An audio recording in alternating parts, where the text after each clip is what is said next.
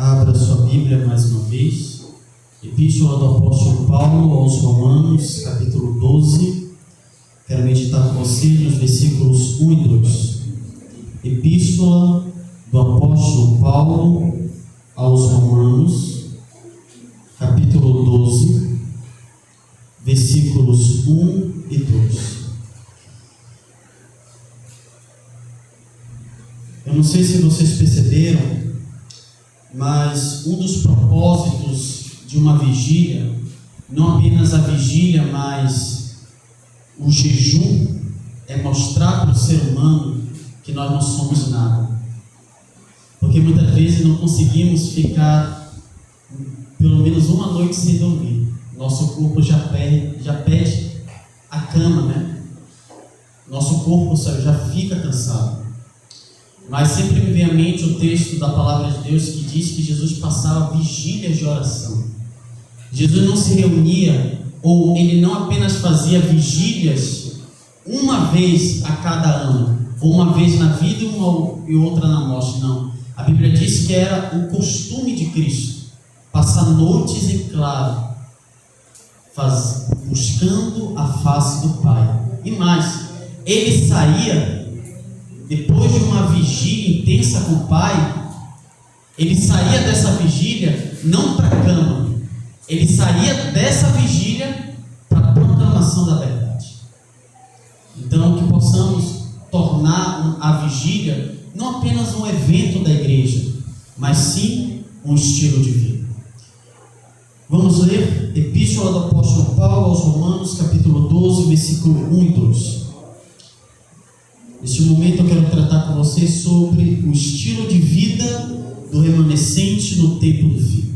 Diz assim a palavra de Deus: portanto, irmãos, pelas misericórdias de Deus, peço que ofereçam o seu corpo como um sacrifício vivo, santo e agradável a Deus. Este é o culto racional de vocês. Versículo 2: e não vivam conforme os padrões deste mundo, mas deixem que Deus os transforme pela renovação da mente, para que possam experimentar qual é a boa, agradável e perfeita vontade de Deus. Irmãos, a epístola do apóstolo Paulo aos Romanos não foi apenas essencial para a igreja de Roma, mas também ela foi importante na vida de um homem chamado Santo Agostinho. Para aqueles que conhecem um pouco de história da igreja, sabem que Santo Agostinho, ele era um homem devasso, mesmo sua mãe sendo uma mulher cristã, mas Agostinho era um homem devasso, era um homem que gostava de frequentar muitos prostíbulos, e teve um dia, deitado na terra, ele conta a história que ele escuta vozes de crianças. As crianças estavam cantando um hino e elas diziam: toma e lê, toma e lê. E perto dele estava a Bíblia. E quando ele abre a Bíblia, ele abre justamente na epístola do apóstolo Paulo aos Romanos. E lendo o texto de Paulo, principalmente quando Paulo vai dizer que não deveríamos viver em bebedices, em orgias, ou qualquer outra coisa que fosse contrária à palavra de Deus, Agostinho, ele se entrega completamente a Deus. Séculos depois, a epístola do apóstolo Paulo aos Romanos também será fundamental para a reforma protestante, porque é na epístola de Paulo aos Romanos que Martinho Lutero encontra a que nós chamamos de teologia máxima, ou doutrina máxima do Evangelho, que é a justificação pela fé. Ou seja, não somos salvos por obras, mas somos salvos pelos méritos de Jesus. Mas também ela é fundamental para a igreja adventista do sétimo dia. E você só entenderá esta epístola se você estabelecer algumas estruturas. A epístola do apóstolo Paulo, ela tem uma série de estruturas. Para você entender a epístola do apóstolo Paulo aos Romanos, você precisa dividi-lo em algumas partes. Do capítulo 1 ao capítulo 3 da epístola do apóstolo Paulo aos Romanos, Paulo vai tratar acerca da perdição da raça humana. Na metade do capítulo 3 até o capítulo 5, Paulo fala de como Deus providenciou salvação e redenção por meio de Cristo. Do capítulo 6 ao capítulo 8, Paulo ele vai tratar como os judeus e gentios salvos por Cristo podem viver nesse mundo. Do capítulo 9 ao capítulo 11, Paulo responde algumas perguntas centrais e importantes da fé. Se a salvação é pela graça, qual é o propósito da lei? Por que Deus deu a sua lei? Se judeus e gentios estão condenados, então, qual foi o propósito de Deus escolher Israel como seu povo? E aí, do capítulo 12 ao capítulo 16, Paulo vai falar acerca da vida prática da igreja. Como os eleitos de Deus devem se comportar enquanto ainda vivem neste mundo. Como esses judeus e gentios podem viver unidos. Aí ele vai tratar acerca dos dons espirituais e como esses dons edificam a igreja. E o capítulo 12, o texto que nós acabamos de ler, trata acerca de como o cristão deve viver neste mundo. Ele está inserido neste último tópico. Qual deve ser o estilo de vida de um cristão? E uma coisa que vocês precisam ter em mente, que o estilo de vida do cristão é o resultado de uma transformação que ocorre no ser humano. É uma transformação interna, é mudança de coração. Só que esta mudança que ocorre no meu interior acaba se revelando no meu exterior. Eu não sei quantos de vocês já ouviram muitas pessoas dizerem o seguinte: Deus não se importa com a aparência. Deus não está nem um pouco se importando com o exterior. Para Deus, o mais importante é o que está no coração. Ou seja, não importa aquilo que eu faça, o importante é que eu tenha Ele no meu coração. Isso, assim, essa fala de que Deus não se preocupa com a aparência, mas sim com o coração, até que é uma verdade, porque está nas Escrituras. Quando Deus fala com Samuel, Deus diz o seguinte: Samuel, você julga as pessoas pela aparência, mas do contrário de você, eu julgo com base no coração. Mas você precisa ter em mente que o exterior também é importante. Deus, Ele se importa com o seu interior, Ele se importa com o seu coração, mas também Ele se importa com o seu exterior. Porque o seu exterior vai mostrar o que está dentro do seu coração. Se você entende o que Cristo fez na cruz, e você creu de todo o coração, isso ocorre uma transformação, acaba ocasionando uma transformação no coração, e essa crença, essa transformação acaba se externalizando por meio do estilo de vida. E é por meio do seu estilo de vida que você mostra quem é o dono da sua vida, quem comanda a tua vida, quem é o Senhor da tua vida. Diante do texto que nós acabamos de ler, eu quero tirar duas lições fundamentais. Primeira lição: Paulo convoca o cristão a oferecer a Deus todo o seu ser como sacrifício vivo.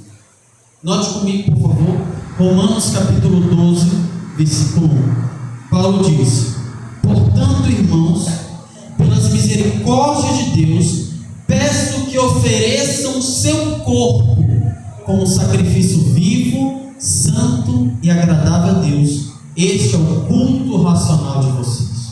Eu gosto muito da tradução, a tradução NVI, Nova Versão Internacional. Essa tradução traz o seguinte: rogo, irmãos, pelas misericórdias de Deus, que ofereçam todo o seu ser como sacrifício vivo. Para você entender estas palavras, você precisa voltar para o Antigo Testamento. Você precisa olhar para o sistema sacrificial.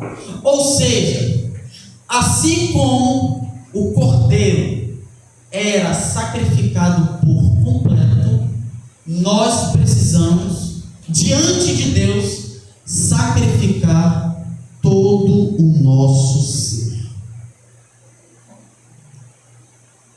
Ou seja, em outras palavras, Paulo está querendo nos enfatizar que o cristão, ele precisa ser uma oferta que agrada a Deus.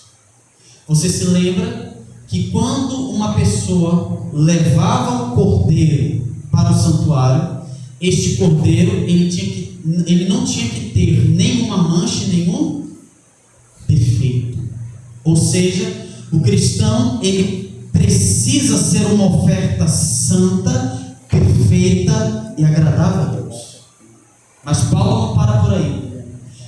Paulo nos ensina uma outra lição. Versículo 2. Acompanhe comigo o versículo 2 do capítulo 2. E não vivam conforme os padrões deste mundo, mas passem por uma transformação, por uma renovação da sua mente. Ou seja, Paulo chega para a igreja de Roma e diz: olha, não se amoldem, não permitam vocês tomarem a forma do mundo. Ou seja, o mundo tem o seu padrão, o mundo tem o seu estilo de vida, mas o cristão, os seguidores de Cristo não seguem os padrões deste mundo. Os seguidores de Jesus não vivem segundo os padrões mundanos, os padrões que o mundo propaga. Não, ele tem um padrão de vida. Ou seja, Deus se importa com o seu exterior, pois o exterior é o reflexo do que está dentro do seu coração. É mudança. Se você se diz cristão e sua vida não foi transformada, questione o seu cristianismo. Se você se diz cristão, mas a sua vida é pior que o do ímpio, não adiantou nada você ser batizado. Paulo está dizendo: não se amoldem, não se conformem, não se deixem tomar forma do mundo, mas passem por algo superior, a transformação da vossa mente, para que experimentem a boa, a perfeita vontade de Deus. Irmãos, quando olhamos para as Escrituras, nós percebemos o desejo de Deus que o seu povo fosse diferente dos demais povos. Neste momento eu quero navegar com vocês pelas páginas das Escrituras, tanto no Antigo Testamento quanto no Novo Testamento. Podemos perceber o desejo de Deus com que o seu povo fosse totalmente diferente. Gênesis capítulo 2, versículo 2, a Bíblia nos diz: então o Senhor disse a Abraão: saia da sua terra, do meio dos seus parentes e da casa de seu pai, e vá para a terra que eu lhe mostrarei. Farei de você um grande povo e o abençoarei. Tornarei famoso o seu nome. Mas qual é a ordem que Deus dá a Abraão? Se tu uma, ou você será uma. Ou seja, Deus só iria concretizar esta promessa na vida de Abraão, tornar a descendência de Abraão um grande povo, se Abraão fosse uma bênção. Em Deuteronômio capítulo 7, versículo 7 a 9, Moisés vai dizer: o Senhor não se afeiçoou a vocês, nem os escolheu por serem mais numerosos do que outros povos, pois vocês eram o menor de todos os povos. Mas foi porque o Senhor nos amou e por causa do juramento que fez aos seus antepassados. Por isso ele os tirou com mão poderosa e os redimiu da terra, da escravidão, do poder do faraó, do rei do Egito.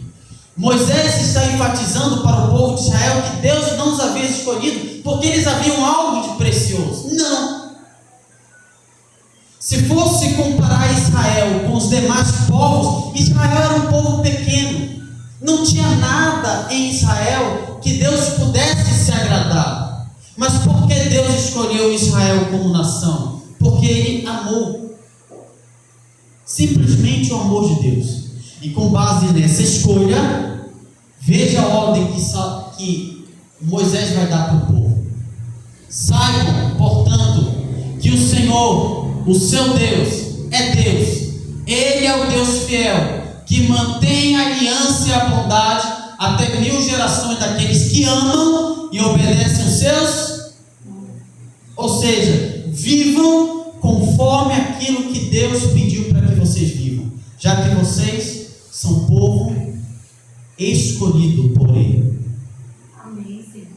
Êxodo capítulo 11, versículo 7. Então os israelitas, porém, nem sequer um cão latirá contra o homem ou animal. Então vocês saberão que o Senhor faz distinção entre o Egito e Israel. Está aqui tratando acerca uma praga que seria derramada sobre o Egito, que seria a morte dos animais. Mas veja o que Deus diz acerca de Israel. Com base no juízo exercido sobre o Egito, Deus iria fazer distinção entre o Egito e entre Israel, entre o povo idólatra e entre aqueles que Deus havia separado. Levítico 18, 1-3. Disse o Senhor a Moisés: diga aos israelitas: eu sou o Senhor, o Deus de vocês. Não procedam como se procede no Egito, onde vocês moraram, nem como se procede na terra de Canaã, para onde os estou levando. Não sigam suas. Ou seja, Israel deveria fazer aquilo que achava melhor se fazer. Israel era livre para praticar os atos das nações idólatras? Não. Por quê? Porque eles haviam sido separados por Deus. Levítico 19, 1-2. Disse ainda o Senhor a Moisés: diga aos filhos de Israel: sejam santos. Por quê? Eu, Senhor, sou santo. Eu, Senhor, sou santo. Malaquias 1:2. Eu sempre os amei, diz o Senhor. Mas vocês perguntam: de que maneira nos amaste? Não era Esaú irmão de Jacó? Declara o Senhor: todavia eu amei Jacó. Deus está dizendo: olha, vocês não tinham nada que pudesse chamar a minha atenção, mas eu amei vocês. E como Deus amou Israel? Israel como nação, escolhendo Jacó, o mais novo, aquele que era desprezado pelo seu pai, aquele que não tinha um porte físico de Esaú, aquele que não era um caçador, aquele que era apenas uma pessoa que ficava na casa ajudando a mãe. Mas a Bíblia diz que Deus escolheu Jacó. Por quê? Por causa do amor. Por causa do amor que ele tinha para com Israel. Só que no Novo Testamento, na primeira epístola do apóstolo Pedro, capítulo 1, versículo 13 a 16, nós podemos perceber que Deus ainda preserva este ensinamento. Agora Deus sai do Israel como nação, e agora Ele torna o Israel espiritual, ou seja, o Israel composto por judeus e gentios. Veja o que o apóstolo Pedro diz acerca deste povo que foi separado. Portanto, estejam com a mente preparada, prontos para agir, estejam alertas e coloquem toda a esperança na graça que lhes será revelada quando Jesus Cristo for revelado. Como filhos obedientes, não se deixem amoldar pelos maus desejos de outrora, quando viviam na ignorância. Não se amoldem. Aqui há pessoas que viviam uma prática pecaminosa. E talvez eu esteja falando para para jovens que estão sendo tentados a abandonarem os caminhos do Senhor e voltarem para as práticas pecaminosas. Mas qual é o apelo de Deus? Não se amoldem, não se deixem amoldar pelos seus maus desejos, mas, assim como é santo aquele que os chamou, sejam santos em tudo o que fizerem, pois está escrito: sejam santos, porque eu sou. Aquela mensagem que pertencia a Israel passa agora para a igreja: sejam santos, porque eu, Senhor, sou santo. 1 Pedro 2,9: vocês, porém, são geração eleita, sacerdócio real, nação santa, povo exclusivo de Deus, para anunciar as grandezas daquele que o chamou. Porque Deus nos pede para sermos diferentes? Porque Ele te tirou da tua pior vida. Deus te tirou do lamaçal do pecado. Deus te tirou das trevas. E Ele te trouxe para onde, irmãos? Para a luz, para a salvação. Ele te concedeu vida. Porque Ele nos pede para sermos diferentes, porque Ele nos resgatou por meio do Seu Filho, e o Espírito Santo pegou o sacrifício, o Evangelho de Cristo e colocou no teu coração. É por isso que nós precisamos ser diferentes do mundo. Só que, em Apocalipse capítulo 12, versículo 17, este texto nos aponta que chegaria um dia em que Deus teria um povo separado, um povo escolhido, um povo que proclamaria as 13 mensagens angélicas. E este povo tem duas características. Que características são estas?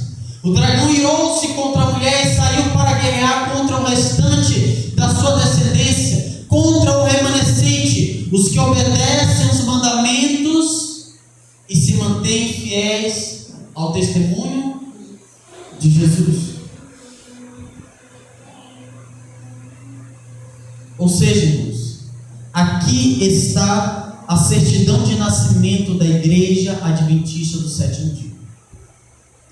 Porque nós temos essas duas características.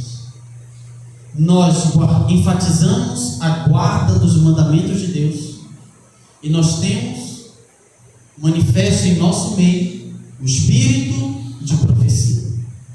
Só que, irmãos, ao mesmo tempo que isso é um privilégio, que é um privilégio fazermos parte da igreja remanescente, mas também surge diante de nós, pesa sobre nós uma grande responsabilidade. A igreja, o livro, a igreja remanescente, página 38, a serva do Senhor diz que Deus tem um povo em que todo o céu se acha interessado, e eles são o único objeto na terra precioso ao coração de Deus. Que todos os que lerem estas palavras lhe deem toda a consideração, pois em nome de Jesus desejam com elas impressionar cada pessoa. O universo está atento a esta igreja. O universo, os anjos, os seres, os mundos não caídos, eles estão atentos ao que acontece com o povo de Deus. Por quê? Porque é no meio do povo de Deus que Deus, Ele derrama a sua graça, Ele derrama as suas misericórdias. Na página 27 do mesmo livro, ela diz: Deus está guiando o povo do mundo para a exaltada plataforma da verdade eterna. Quem são estes? Os mandamentos, aqueles que guardam os mandamentos de Deus e a fé de Jesus.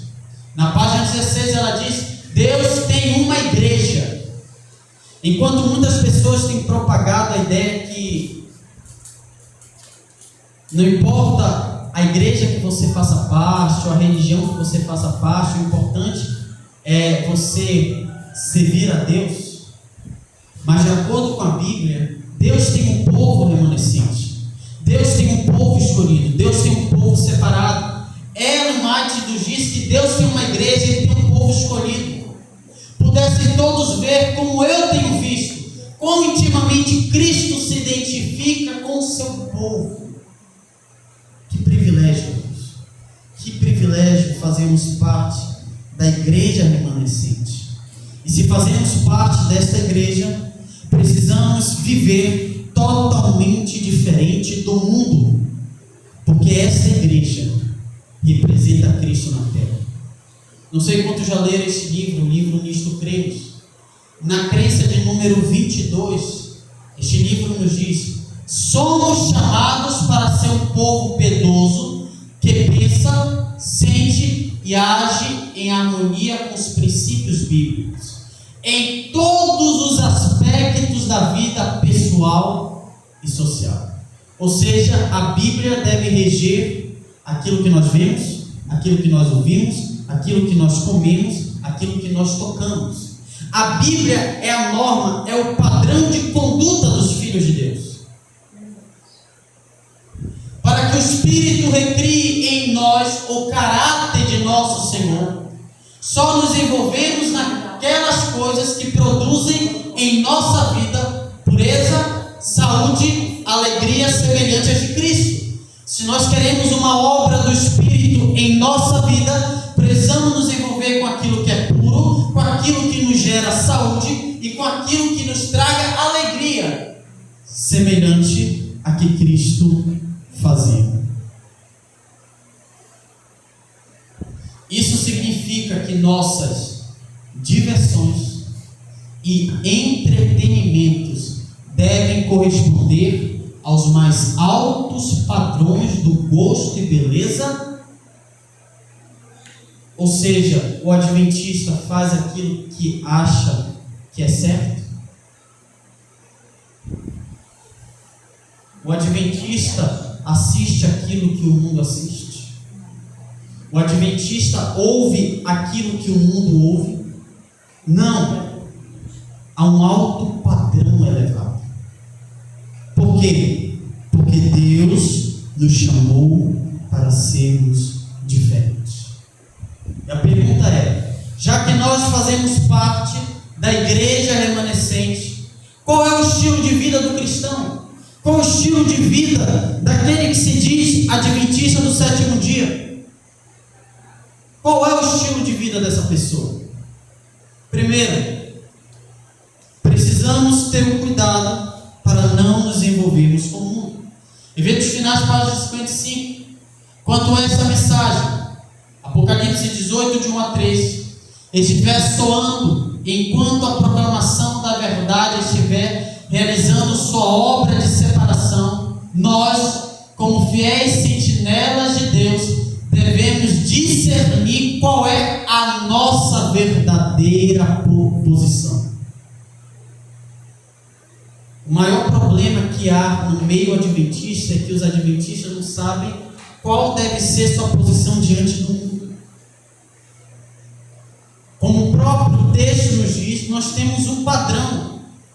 Não um padrão de acordo com o mundo, mas os padrões de acordo com a vontade de Deus. Então nós devemos saber nos posicionar diante dos padrões deste mundo. Não nos devemos nos unir a pessoas mundanas, para não ficarmos impregnados de sua influência, para que nosso discernimento espiritual não se torne confuso e encaremos os que têm a verdade e levam a mensagem do Senhor do ponto de vista das supostas igrejas cristãs. Ao mesmo tempo, porém, não devemos ser como os fariseus e nos manter afastados delas. O que a Mate quer nos dizer? Não se una com o mundo a tal ponto que não se saiba diferenciar se você é cristão ou não.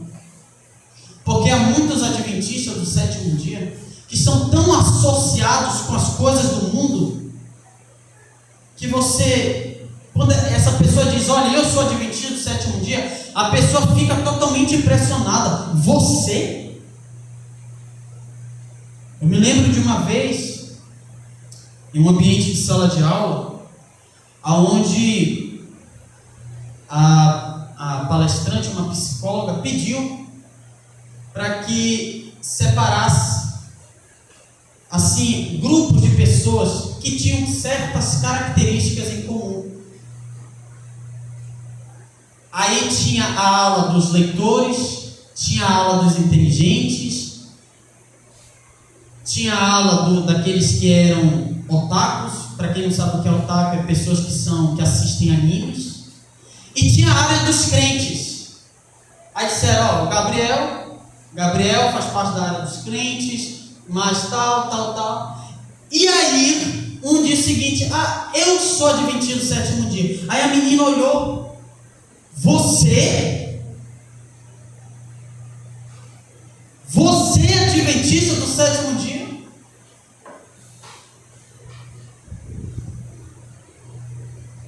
Precisa haver uma separação entre a igreja e o mundo. Mas nós não precisamos ser como os fariseus, nos manter afastados totalmente delas. Ao mesmo tempo que a Bíblia diz que não deveríamos nos assentar na roda dos escarnecedores, mas a Bíblia também nos afirma que nós devemos ir ao mundo e pregar o Evangelho a toda criatura. Então, o primeiro estilo de vida, a primeira característica de um adventista do sétimo dia, ele tem um cuidado para não se envolver com as coisas do mundo. Segundo, precisamos ter um espírito de serviço e abnegação. Deus tem esperado por muito tempo que o espírito de serviço se apodere de toda a igreja, de maneira que cada um trabalhe para ele segundo a habilidade. Quando os membros da igreja de Deus fizerem a obra que lhes é indicada nos necessitados campos nacionais e estrangeiros, em cumprimento da comissão evangélica, todo mundo será logo advertido, e o Senhor Jesus retornará à terra com poder e grande glória. Ou seja, Deus não te chamou para esquentar banco de igreja. Como dizia certo pastor, há banco na praça, mas na igreja é serviço. Deus te chamou para servi-lo, para ser um missionário. Não é à toa que Ellen White, no livro Desejado de Todas as Nações, ela vai dizer que todo verdadeiro filho de Deus nasce no reino de Deus como um missionário. Então, o adventismo do sétimo dia, ele está envolvido na missão e ele tem uma vida abnegada. O que é ter uma vida abnegada? Escute bem. O que é ter uma vida abnegada? É você dar sem esperar receber algo em troca. Olhe para uma planta. Olhe para uma árvore que dá frutos. Quantas vezes você, ao pegar o fruto daquela árvore, você olhou para aquela árvore e disse: árvore, muito obrigado por esse fruto. Creio que ninguém fez isso. Mesmo assim, independentemente da nossa gratidão, a árvore dá fruto. Ela nos alimenta por meio dos seus frutos. Por quê? Porque ela vive uma vida abnegada. Ela vive para dar. É assim que Deus requer de nós, que venhamos dar sem esperar algo em troca. Terceiro, precisamos ser observadores do sábado. É intuito do Pai Celestial preservar entre os seres humanos, por meio da observância do sábado, o conhecimento de si mesmo. Seu desejo é que o sábado nos aponte para Ele como o único Deus verdadeiro, e pelo conhecimento dele possamos ter vida e paz. Ou seja, qual é o estilo de vida de um adventista? Ele guarda os mandamentos de Deus, inclusive o sábado. Agora, escute uma coisa: o sábado tem sido para muitos adventistas um feriado. O que eu devo fazer no sábado, irmãos? Dormir? Mesmo que o sábado tenha o intuito de fazer com que nosso corpo passe pelo processo de descanso, mas o sábado é dedicado para estudarmos a Bíblia, para estudarmos o espírito de profecia e estarmos envolvidos na missão. Tem muitos adventistas que têm feito do sábado um feriado. Mas Deus requer de nós o que, irmãos? Que sejamos observadores do sábado. 4. Precisamos ser fiéis nos dízimos e nas ofertas. Que assunto complicado. Dízimo é sagrado e reservado por Deus para si mesmo. Tem que ser trazido ao seu tesouro para ser empregado na manutenção dos obreiros do Evangelho em seu trabalho. Leiamos Malaquias 3 e vejamos o que diz o Senhor a respeito do dízimo. O Senhor convida hoje os adventistas do sétimo dia de todas as partes para se consagrarem a Ele. Como? E realizar segundo sua capacidade o máximo que lhes for possível para auxiliar a sua obra. Por sua liberalidade ao fazer donativos e ofertas, Ele deseja que revelem um apreço por suas bênçãos e gratidão por sua misericórdia. Ou seja, irmãos, precisamos ser fiéis nos dízimos, não para sermos salvos, mas porque fomos salvos pelos méritos de Cristo Jesus. Damos os dízimos e as ofertas não para sermos abençoados, mas porque Deus já nos abençoou. Amém, Senhor.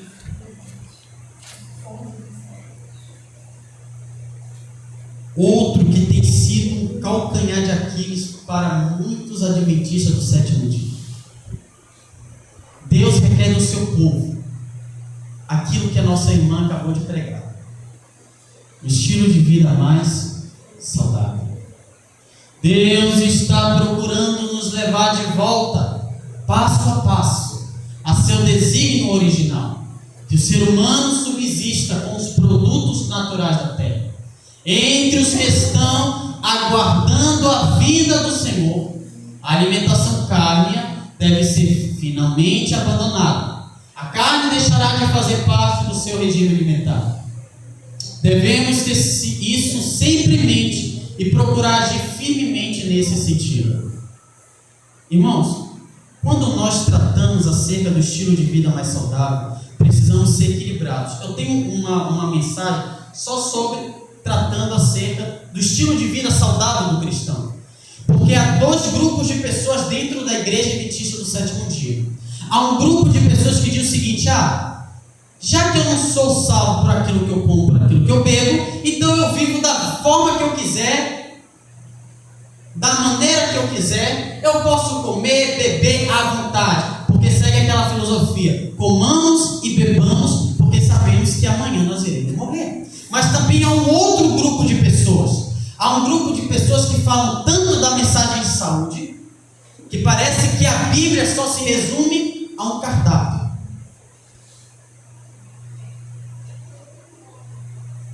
Escute uma coisa: não é de uma vez que isso ocorre. Vocês se lembram da mensagem do Jasper? Que a vida espiritual não ocorre de dia para noite, é um processo.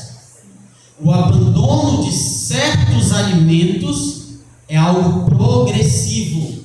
Eu não posso abandonar de uma vez. Por quê? Porque o meu organismo já está acostumado. Aí se você abandonar, você vai lascar a sua saúde. Você vai prejudicar a sua saúde. Então nós devemos ter cuidado. Qual é o desejo de Deus? Como diz a serva do Senhor, que voltemos para aquilo que Deus havia estabelecido antes. Como? Passo a passo.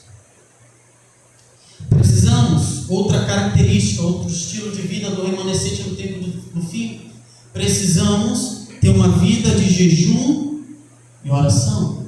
Agora e daqui por diante, até o fim do tempo, o povo de Deus deve ser mais fervoroso, mais desperto, não confiando na sabedoria, mas na sabedoria de seu líder.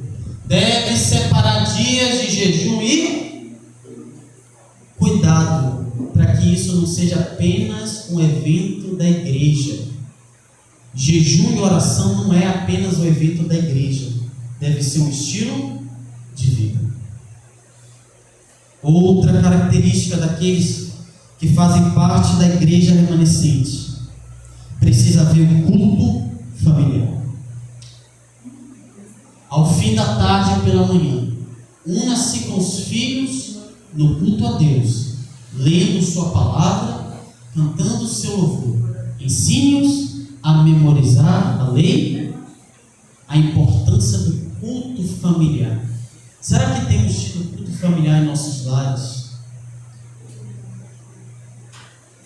Porque é no culto familiar que é propagado as doutrinas essenciais da fé cristã.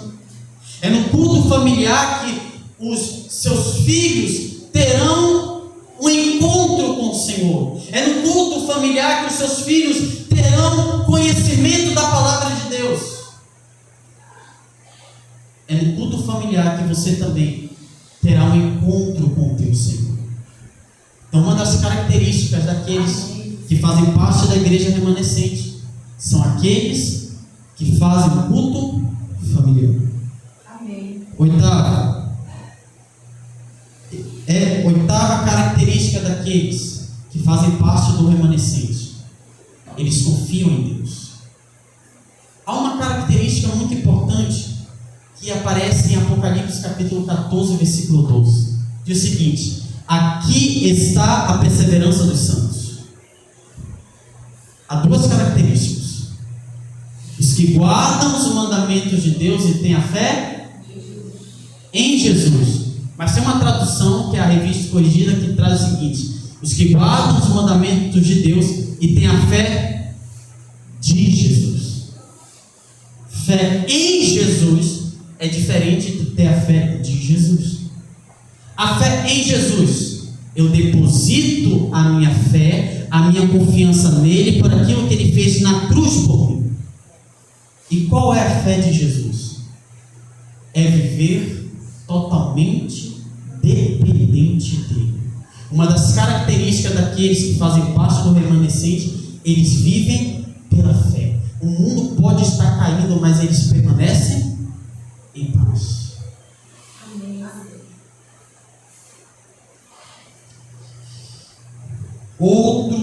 Outra característica daqueles que fazem parte da igreja remanescente: eles têm um cuidado com a música.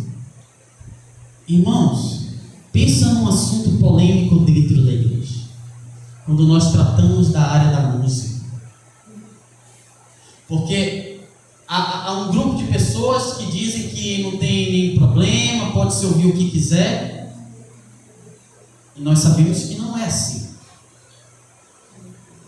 Veja o que a serva do Senhor diz acerca da música: assim como os filhos de Israel, viajando pelo deserto, animavam sua viagem com melodias de hinos sagrados, Deus ordena aos seus filhos hoje que alegrem sua vida peregrina. Existem poucos meios mais eficazes para fixar suas palavras na memória que repeti-las em cânticos. Esse cântico tem um poder maravilhoso. Porque, irmãos, nós precisamos cuidar da área da música. Porque a música será a ferramenta que Satanás irá utilizar para um engano. Porque, seja bem sincero, o que é mais fácil estar na nossa mente? Uma mensagem de 1 hora ou uma música que tem uma mensagem resumida no máximo 5 minutos? O que é mais fácil estar na nossa mente? A música. Deus, sabendo disso, Deus vai instituir a música sacra. E o que é a música sacra? É uma música totalmente escriturística, uma música teocêntrica, não uma música antropocêntrica. Então nós devemos ter o cuidado. Irmã, surgiu uma pergunta lá no quadro sobre música. E ele disse que não há problema nenhum escutar música dele. Como que nós estamos com um tempo um pouco avançado, o pastor precisa falar, então eu vou deixar assim, em aberto, porque eu tenho uma palestra só sobre esse tipo. Tá bom? E aí, assim, claro, se a igreja se permitir, né, me permitir eu assumir o culto, aí nós abordaremos. Mas o que precisa ficar gravado na nossa mente? O poder da música. Logo, tudo aquilo que nós cantamos, precisamos avaliar aquilo que está sendo cantado. Será que tem base nas Escrituras? Então precisamos ter cuidado. 10º. Irmãos, isso aqui tem causado polêmica. Vestuário e adornos. Vestuários e adornos. Veja o que a serva do Senhor diz: não há necessidade de fazer do assunto do vestuário o ponto principal de nossa religião. Irmãos, o que eu gosto assim da palavra de Deus e do espírito de profecia é que a Bíblia, ela nos diz o seguinte: as mulheres têm que usar saia ou calça, homens isso ou aquilo. Em relação à vestimenta, o que a Bíblia diz? Que a vestimenta deve ser modesta. Pronto, só isso. Então tudo aquilo que eu visto no meu guarda-roupa, ao abrir a porta do meu guarda-roupa, eu tenho que olhar e me perguntar: essa roupa glorifica a Deus ou não? Porque tem mulheres que estão com o vestido bem aqui, só que há um rasgado bem aqui, que dá para ver as partes íntimas da moça. Também há homens que estão com a calça tão apertada que dá para ver a parte genitália do homem. Então precisamos ter um cuidado. Precisamos nos perguntar: essa roupa está glorificando a Deus ou não? Ou seja, irmãos, não há necessidade de fazer este assunto o ponto principal de nossa religião. Ele tem o seu lugar, mas não é necessário toda hora. Se você usa saia, se você usa calça, está condenado a queimar lá com Satanás no lago de fogo e enxofre. Não, irmãos. Qual é o ensinamento bíblico em relação a vestimento? Ordem, modéstia e decência. Ponto. Ao ponto que a serva do Senhor disse que falemos de quem, irmãos? De Cristo. E no decorrer da caminhada, a pessoa ela vai mudando a sua forma de vestir. Agora, o que eu não posso é forçar a pessoa. Deus não força ninguém. Por que eu irei forçar o meu irmão a fazer algo? É um processo. Você precisa pregar, mas não torná-lo no centro da religião. Tem o seu lugar, mas deixe com o Espírito Santo agir na vida daquela pessoa. Não há necessidade de dizer que não devemos usar isto ou aquilo, pois se o amor a essas coisas vãs estiver em nosso coração, deixar de usar nossos adornos apenas se assemelhará ao corte de uma folhagem de uma árvore. A tendência do coração natural de novo surgiria. Devemos ter consciência própria. Cada um aqui tem sua consciência. E você sabe se aquilo que você veste ou o tipo de adorno que você utiliza glorifica a Deus ou não. Ninguém aqui é um ser irracional. Todos somos seres conscientes. Cabe você analisar de acordo com a palavra de Deus. Por último, e esta é a característica principal daqueles que são remanescentes. Qual é, Gabriel? Exaltar a palavra de Deus. Todos aqueles que fazem parte da igreja remanescente, eles exaltam a palavra de Deus. É por meio da palavra, não pela comoção ou por provocações, que precisamos influenciar as pessoas a obedecer à verdade. Sabe aquelas pessoas que pregam a palavra, mas ele está avisando o irmãozinho que está sentado no banco? Ele fica mandando de direto. Não é uma exortação, são indiretas para alfinetar o irmão. Há uma diferença de mensagens de exortações e mensagens que é para alfinetar. Tem uma pessoa que eu conheço, ela sempre foca muito na questão de vestimento. Então há uma diferença de você chegar e dizer assim: mães, cuidem das suas vestimentas, zelem pelas suas vestimentas.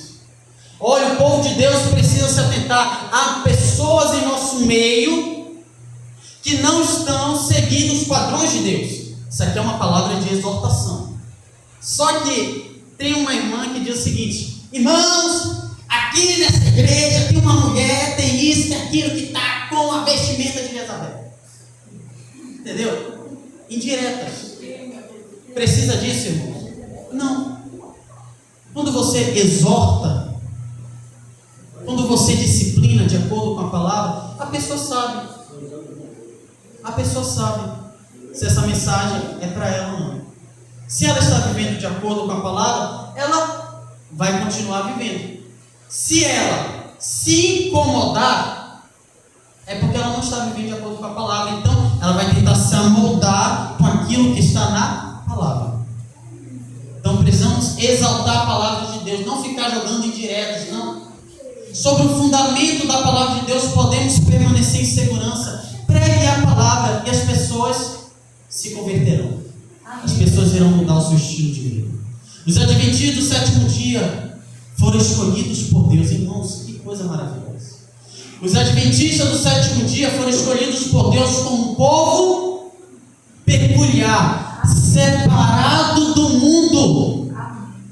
Ou seja, faço novamente a pergunta: o adventista assiste o que o mundo assiste? Ele ouve aquilo que o mundo ouve? Ele tem o mesmo linguajar do mundo? Ele usa as mesmas vestimentas do mundo? Não, irmãos. Por quê? Porque fomos escolhidos por Deus como um povo peculiar.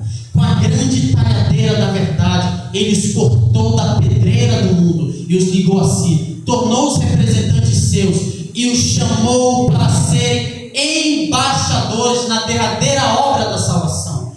O maior tesouro da verdade já confiado a mortais, as mais solenes advertências que deu aos homens foram confiados à Igreja Católica, aos assembleianos, aos presbiterianos, aos batistas. A quem, irmãos, foram confiados? A este povo. A quem, irmãos?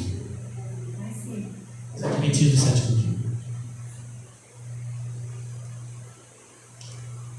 Foram confiadas a este povo, a fim de serem transmitidas ao mundo. Amém. Agora, irmãos, vocês entendem que é um privilégio fazermos parte da igreja remanescente, mas também é uma grande responsabilidade. E que Deus, Ele não apenas se preocupa com o teu coração, mas também com o teu exterior, porque o exterior revela aquilo que está neste coração, no seu coração. Irmãos, que Deus possa nos dar graça para representarmos Cristo neste mundo. Amém, Senhor. Deus, como eu disse naquele primeiro tema, Deus está derramando gotas da sacudidura. Só vai permanecer aqueles que decidirem hoje, assim como Daniel, não se contaminar com as finas iguarias do reino, não se contaminar com os prazeres deste mundo.